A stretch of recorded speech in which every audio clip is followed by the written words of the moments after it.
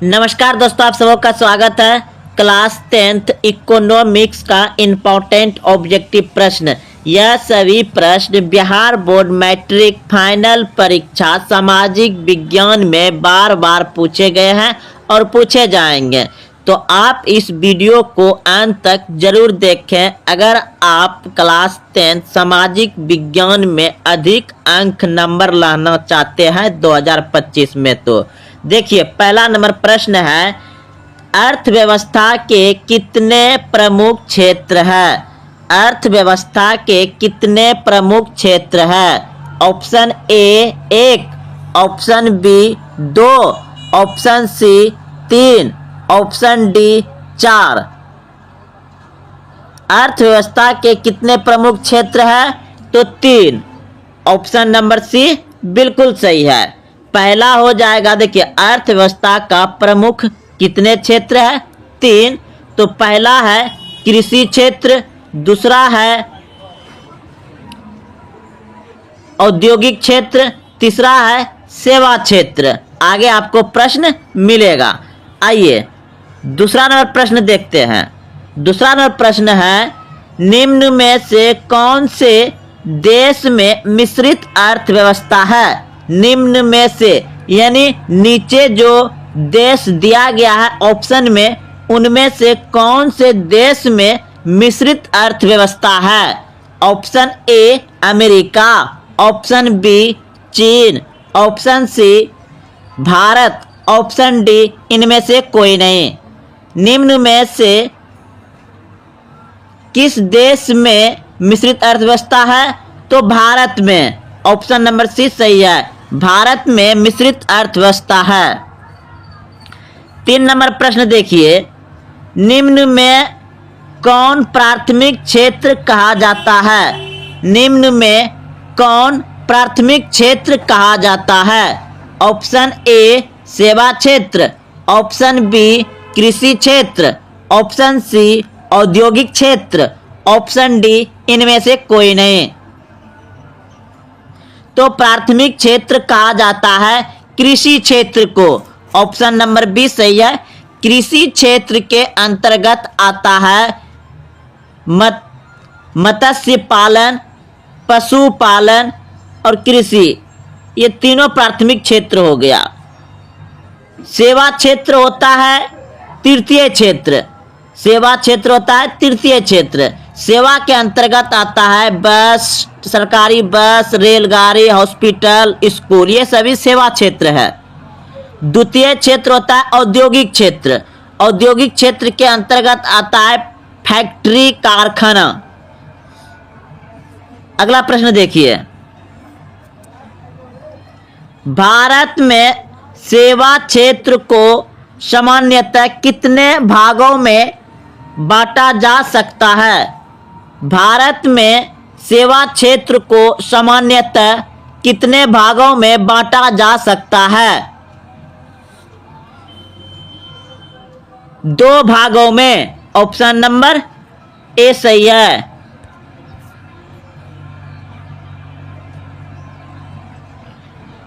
भारत का कौन सा आर्थिक क्षेत्र सबसे बड़ा है? भारत का कौन सा आर्थिक क्षेत्र सबसे बड़ा है? ऑप्शन ए प्राथमिक, ऑप्शन बी द्वितीयक, ऑप्शन सी तृतीयक, ऑप्शन डी इनमें से कोई नहीं। तो आप सभी अभी जस्ट प्रश्न को समझ चुके हैं कि प्राथमिक क्षेत्र क्या होता है। पशुपालन, कृषि, मत्स्य पालन, ये तीनों जो आता है कृषि के अंतर्गत आता है। कृषि जो है कि प्राथमिक क्षेत्र में आता है। द्वितीयक क्षेत्र होता है औद्योगिक क्षेत्र। द्वितीयक क्षेत्र में आता है औद्योगिक क्षेत्र में फैक्ट्री, कारखाना। और तृतीय क्षेत्र होता है सेवा क्षेत्र। सेवा क्षेत्र के अंतर्गत आता है हॉस्पिटल, स्कूल, रेलगाड़ी, सरकारी बस। तो इनमें पूछ रहा है कि सबसे बड़ा कौन है, कौन सा आर्थिक क्षेत्र है सबसे बड़ा? तो हो जाएगा तृतीयक क्षेत्र। ऑप्शन नंबर सी सही है, तृतीयक क्षेत्र। और अभी जस्ट वर्तमान में सबसे आमदनी जो होता है सरकार को तृतीय क्षेत्र से ही होता है। अगला प्रश्न देखिए,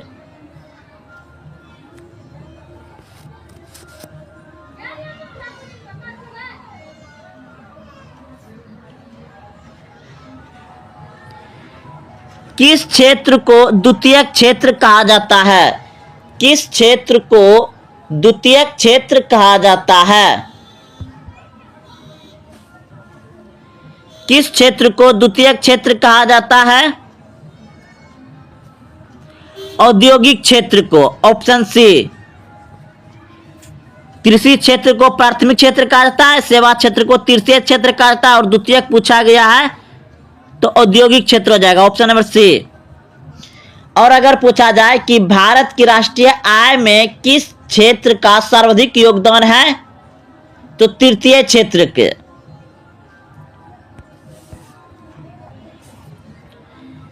शिक्षक द्वारा अपने पुत्र को पढ़ाना कौन सी क्रिया है? अनार्थिक, ऑप्शन नंबर बी सही है। इनमें किसका अर्थव्यवस्था में योगदान नहीं होता? इनमें किसका अर्थव्यवस्था में योगदान नहीं होता? तो आप जानते हैं कृषि हो गया, ये तो प्राथमिक क्षेत्र में आता है, उद्योग हो गया, ये तो आपका द्वितीय क्षेत्र में आता है, और बैंकिंग जो है कि तृतीय क्षेत्र में आ जाएगा। तो ये काला बाजारी जो है इसका योगदान नहीं होता, ऑप्शन नंबर डी सही है, काला बाजारी। भारत की आर्थिक व्यवस्था है, भारत की आर्थिक व्यवस्था है, ऑप्शन ए समाजवादी, ऑप्शन बी पूंजीवादी, ऑप्शन सी मिश्रित, ऑप्शन डी इनमें से कोई नहीं। भारत की आर्थिक व्यवस्था है मिश्रित, ऑप्शन नंबर सी सही है, मिश्रित। वर्तमान समय में आर्थिक विकास में किस क्षेत्र का योगदान सर्वाधिक है? वर्तमान समय में आर्थिक विकास में किस क्षेत्र का योगदान सर्वाधिक है? सेवा क्षेत्र, ऑप्शन नंबर सी सही है, सेवा क्षेत्र। आर्थिक विकास का तीसरा क्षेत्र क्या है? आर्थिक विकास का तीसरा क्षेत्र क्या है? ऑप्शन ए कृषि क्षेत्र, ऑप्शन बी विज्ञान क्षेत्र, ऑप्शन सी शिक्षा क्षेत्र, ऑप्शन डी सेवा क्षेत्र। आर्थिक विकास का तीसरा क्षेत्र क्या है? सेवा क्षेत्र। और आर्थिक विकास का प्राथमिक क्षेत्र क्या है? कृषि। आर्थिक विकास का दूसरा क्षेत्र क्या है? द्वितीय क्षेत्र औद्योगिक क्षेत्र। यहां पूछा गया था तीसरा, तो तीसरा होता है सेवा क्षेत्र, सेवा। इन आर्थिक क्रियाओं में कौन प्राथमिक क्षेत्र से संबंधित नहीं है? इन आर्थिक क्रियाओं में कौन प्राथमिक क्षेत्र से संबंधित नहीं है? मत्स्य पालन प्राथमिक क्षेत्र में आता है, खनन प्राथमिक क्षेत्र में आता है, वन प्राकृतिक प्राथमिक क्षेत्र में आता है, बैंकिंग आता है द्वितीय क्षेत्र में, इसलिए बी सही हो जाएगा। बैंकिंग जो है कि ये प्राथमिक क्षेत्र में नहीं आता है। बैंकिंग जो है कि सेवा क्षेत्र में आ जाएगा, आपका सेवा क्षेत्र में। प्रश्न देखिए,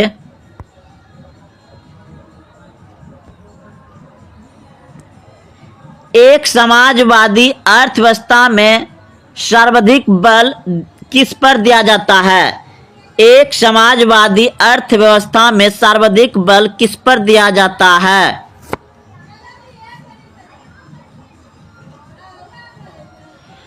लोक कल्याण, लोक कल्याण, लोक कल्याण, ऑप्शन नंबर डी सही है, लोक कल्याण के लिए।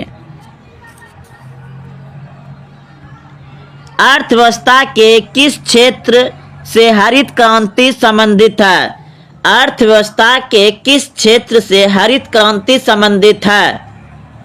तो प्राथमिक क्षेत्र। और हरित क्रांति किस में आया था? गेहूं में। प्राथमिक क्षेत्र कृषि में आया था हरित क्रांति 1967-68 में।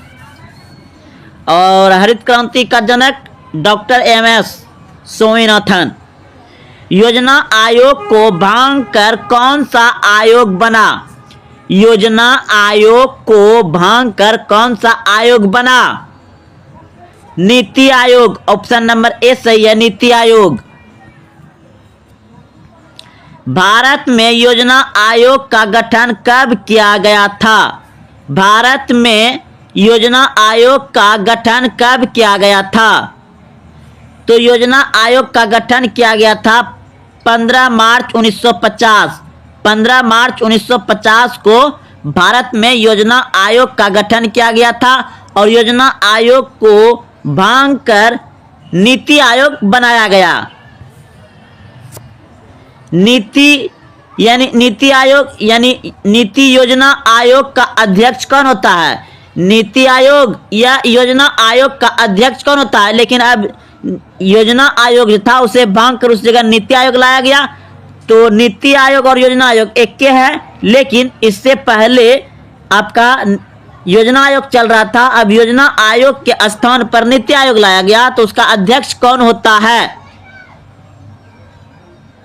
तो प्रधानमंत्री। ऑप्शन नंबर सी सही है, प्रधानमंत्री। Option number C.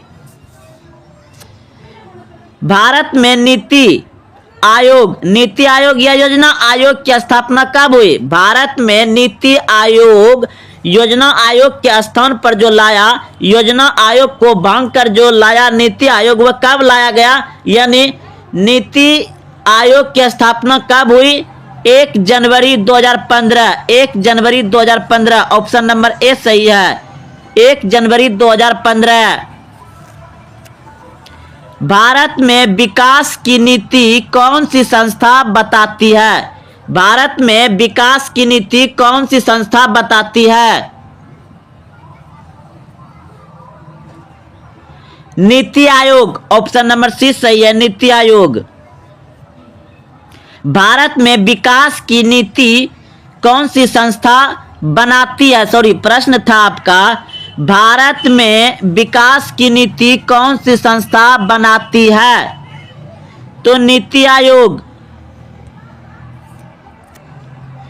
भारत की आर्थिक व्यवस्था है। भारत की आर्थिक व्यवस्था है। इनमें से सभी। ऑप्शन नंबर डी सही है, इनमें से सभी। संविधान प्रारूप समिति के अध्यक्ष कौन थे? संविधान प्रारूप समिति के अध्यक्ष कौन थे? तो इस प्रश्न का उत्तर हो जाएगा आपका ऑप्शन नंबर ए, बिल्कुल सही है, डॉक्टर भीमराव अंबेडकर। डॉक्टर अंबेडकर। अगला प्रश्न है, भारतीय राष्ट्रीय कांग्रेस के संस्थापक कौन थे? भारतीय राष्ट्रीय कांग्रेस के संस्थापक कौन थे? तो इस प्रश्न का उत्तर हो जाएगा आपका ऑप्शन नंबर सी, बिल्कुल सही है, A.O. ह्यूम।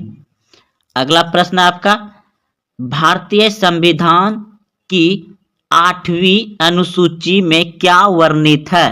भारतीय संविधान की 8वीं अनुसूची में क्या वर्णित है?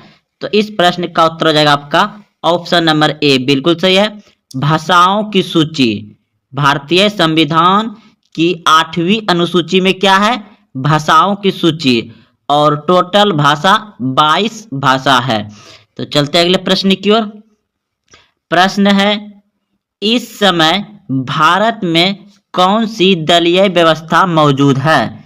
इस समय भारत में कौन सी दलीय व्यवस्था मौजूद है? तो ऑप्शन नंबर सी बिल्कुल सही है, बहुदलीय व्यवस्था है। अगला प्रश्न है, सूचना का अधिकार कानून कब लागू हुआ? सूचना का अधिकार कानून कब लागू हुआ? तो इस प्रश्न का उत्तर हो जाएगा आपका ऑप्शन नंबर सी, बिल्कुल सही है, 2005 में। सूचना का अधिकार कानून कब लागू हुआ? 2005 में। ऑप्शन नंबर सी सही है।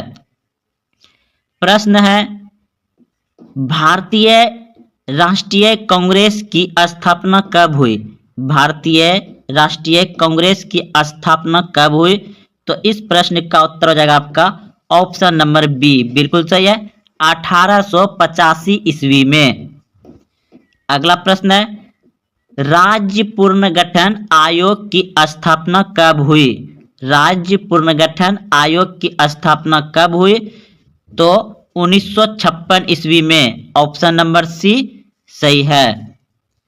अगला प्रश्न है, संयुक्त राष्ट्र संघ की स्थापना कब हुई? संयुक्त राष्ट्र संघ की स्थापना कब हुई?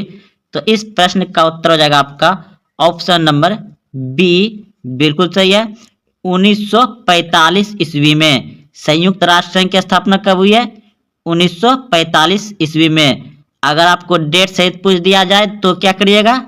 24 अक्टूबर 1945 लगाइएगा। अगला प्रश्न है, सार्क का मुख्यालय कहाँ है? सार्क का मुख्यालय कहाँ है? तो काठमांडू में। ऑप्शन नंबर सी बिल्कुल सही है, सार्क का मुख्यालय कहाँ है? काठमांडू में। अगला प्रश्न है आपका, भारत में पहला परमाणु परीक्षण कब हुआ? भारत में पहला परमाणु परीक्षण कब हुआ? तो इस प्रश्न का उत्तर हो जाएगा आपका ऑप्शन नंबर बी, बिल्कुल सही है, 1974 ईस्वी में। भारत में पहला परमाणु परीक्षण कब हुआ? 1974 ईस्वी में। ऑप्शन नंबर बी सही है। अगला प्रश्न है, पंचायत समिति का प्रमुख कौन होता है? पंचायत समिति का प्रमुख कौन होता है? तो पंचायत प्रमुख, ऑप्शन नंबर डी सही है। अगला प्रश्न है आपका,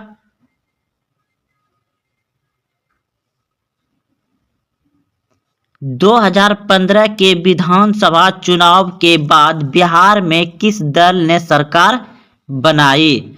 तो इस प्रश्न का उत्तर हो जाएगा आपका ऑप्शन नंबर डी, इनमें सभी ने जनता दल यू, राष्ट्रीय जनता दल और कांग्रेस सभी ने बनाई।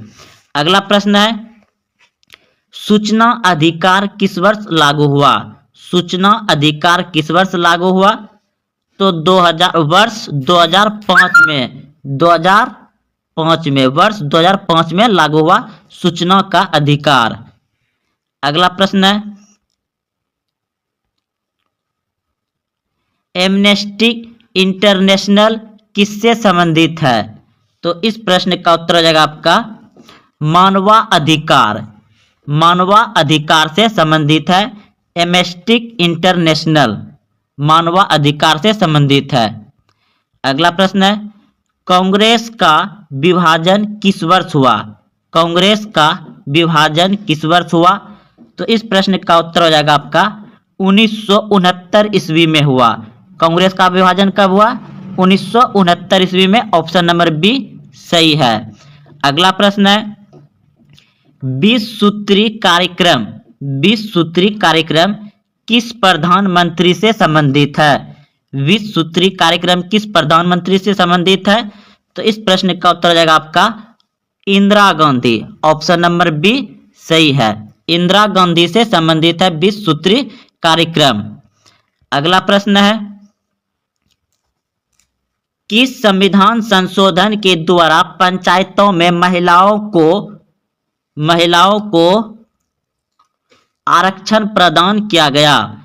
प्रश्न एक बार फिर से पढ़ते हैं दोस्तों, किस संविधान संशोधन के द्वारा पंचायतों में महिलाओं को आरक्षण प्रदान किया गया?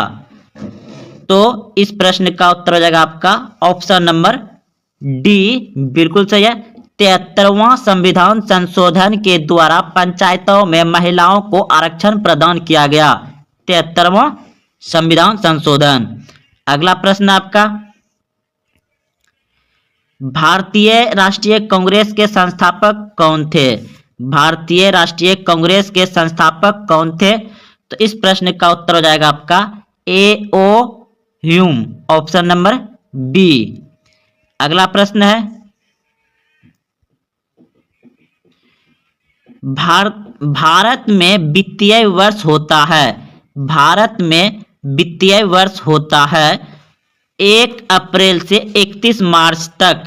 1 अप्रैल से 31 मार्च तक भारत में वित्तीय वर्ष होता है। 1 अप्रैल से 31 मार्च तक। अगला प्रश्न है, भारत में कुल कितने राज्य है? भारत में कुल कितने राज्य है? तो 28 हो जाएगा। अगला प्रश्न है, निम्नलिखित में कौन सा एक मानवाधिकार संगठन है? निम्नलिखित में कौन सा एक मानवाधिकार संगठन है? तो ऑप्शन नंबर बी बिल्कुल सही है, एमनेस्टी इंटरनेशनल। एमनेस्टी इंटरनेशनल मानवाधिकार से संबंधित है। अगला प्रश्न है, निम्नलिखित में से कौन सा देश सार्क का सदस्य है? निम्नलिखित में से कौन सा देश सार्क का सदस्य है? तो इस प्रश्न का उत्तर हो जाएगा आपका ऑप्शन नंबर डी, बिल्कुल सही है, भारत। अगला प्रश्न है, योजना आयोग की स्थापना कब हुई? योजना आयोग की स्थापना कब हुई? तो 1950 में। योजना आयोग की स्थापना कब हुआ था? 1950 में। ऑप्शन नंबर ए सही है। अगला प्रश्न है आपका, किस देश ने सुरक्षा परिषद में निषेध अधिकार का सर्वाधिक बार प्रयोग किया? किस देश ने सुरक्षा परिषद में निषेध अधिकार का सर्वाधिक बार प्रयोग किया? तो इस प्रश्न का उत्तर हो जाएगा आपका चीन ने। ऑप्शन नंबर डी सही है। अगला प्रश्न है, योजना आयोग को भंग कर कौन सा आयोग बना? योजना आयोग को भंग कर कौन सा योजना आयोग बना? तो इस प्रश्न का उत्तर हो जाएगा आपका नीति आयोग बना। ऑप्शन नंबर ए सही है, नीति आयोग बना। अगला प्रश्न है, बिहार विधानसभा में कितने निर्वाचित सदस्य हैं? बिहार विधानसभा में कितने निर्वाचित सदस्य हैं? तो इस प्रश्न का उत्तर हो जाएगा आपका ऑप्शन नंबर बी, बिल्कुल सही है, 243। बिहार विधानसभा में कितने निर्वाचित सदस्य हैं? 243। ऑप्शन नंबर बी सही है। प्रश्न है, सिक्किम भारत का हिस्सा कब बना? सिक्किम भारत का हिस्सा कब बना? तो 1975 ईस्वी में सिक्किम भारत का हिस्सा बना। अगला प्रश्न है आपका, निम्नलिखित में से किस देश ने खुले द्वार की नीति अपनाई? निम्नलिखित में से किस देश ने खुले द्वार की नीति अपनाई? तो चीन ने। ऑप्शन नंबर डी सही है। अगला प्रश्न है आपका,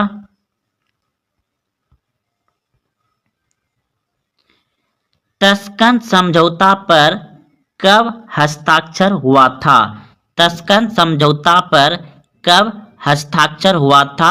तो 1966 ईस्वी में हुआ था तस्कन समझौता पर हस्ताक्षर।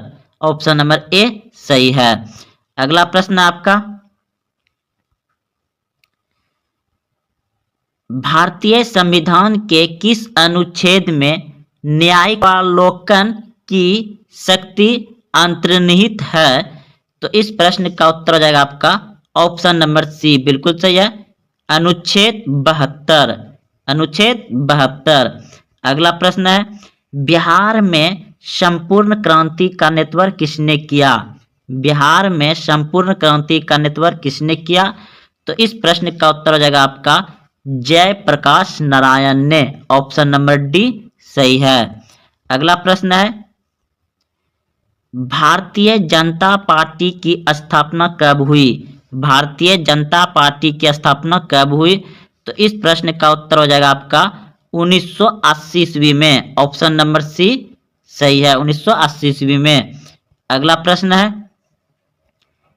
पर्यावरण के लिए प्रथम अंतर्राष्ट्रीय सम्मेलन कहाँ हुआ था? पर्यावरण के लिए प्रथम अंतर्राष्ट्रीय सम्मेलन कहाँ हुआ था? तो Rio de Janeiro. Option number B बिल्कुल सही है। प्रश्न है, सिक्किम भारत का सहवर्ती राज्य कब बना? तो इस प्रश्न का उत्तर हो जाएगा 1975 ईस्वी में बना। अगला प्रश्न है, राज्य पुनर्गठन आयोग की स्थापना कब हुई? राज्य पुनर्गठन आयोग की स्थापना कब हुई?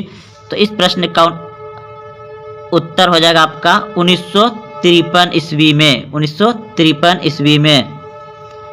अगला प्रश्न है, क्षेत्रवाद का एक कुपरिणाम है।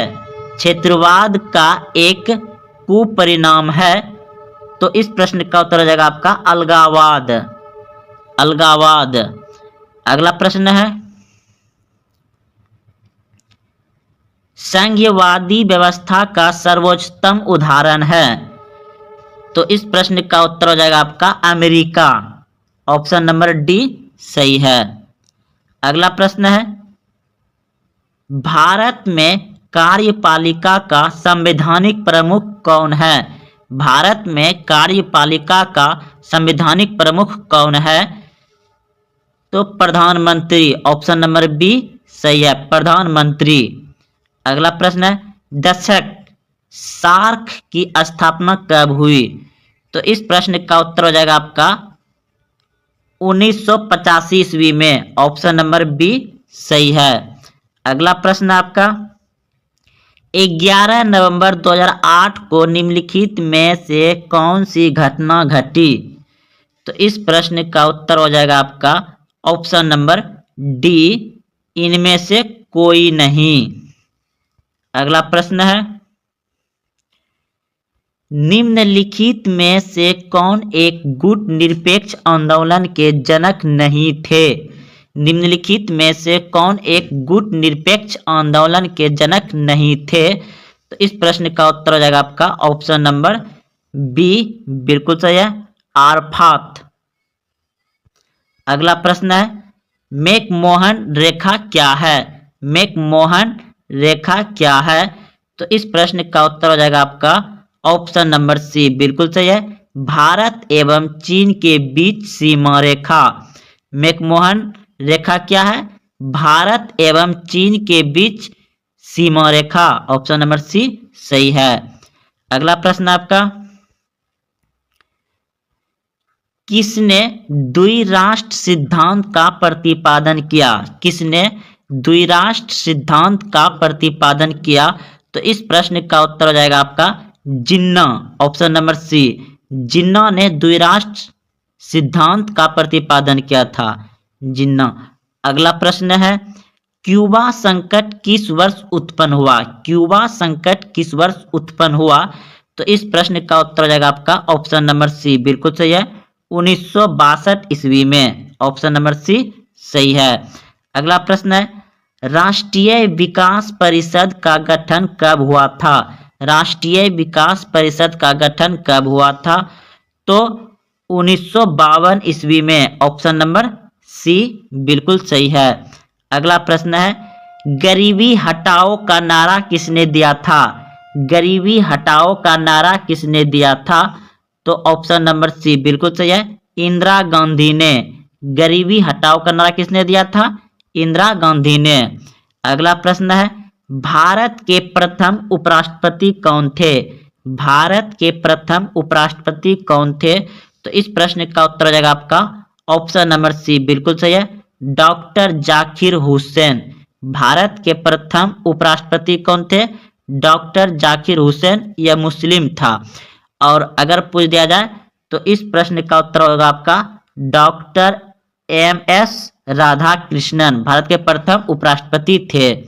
अगला प्रश्न है, किस प्रधानमंत्री ने मंडल आयोग की सिफारिशों को लागू किया? किस प्रधानमंत्री ने मंडल आयोग की सिफारिशों का लागू किया? तो इस प्रश्न का उत्तर हो जाएगा आपका PV सिंह। PV सिंह। प्रश्न है, किस प्रधानमंत्री ने मंडल आयोग की सिफारिशों का लागू किया? तो इस प्रश्न का उत्तर हो जाएगा आपका ऑप्शन नंबर ए, बिल्कुल सही है, VP सिंह। VP सिंह ने किया। अगला प्रश्न है, बिहार की पहली महिला मुख्यमंत्री कौन थी? बिहार की पहली महिला मुख्यमंत्री कौन थी? तो राबड़ी देवी थी, बिहार की पहली महिला मुख्यमंत्री। तो दोस्तों ये 50 अति महत्वपूर्ण ऑब्जेक्टिव प्रश्न थे जो कि आपको पॉलिटिकल साइंस में पूछे जा सकते हैं। अगर आप यहाँ तक देखते हुए आए हैं तो आप अपने दोस्तों में शेयर जरूर करें और कमेंट करें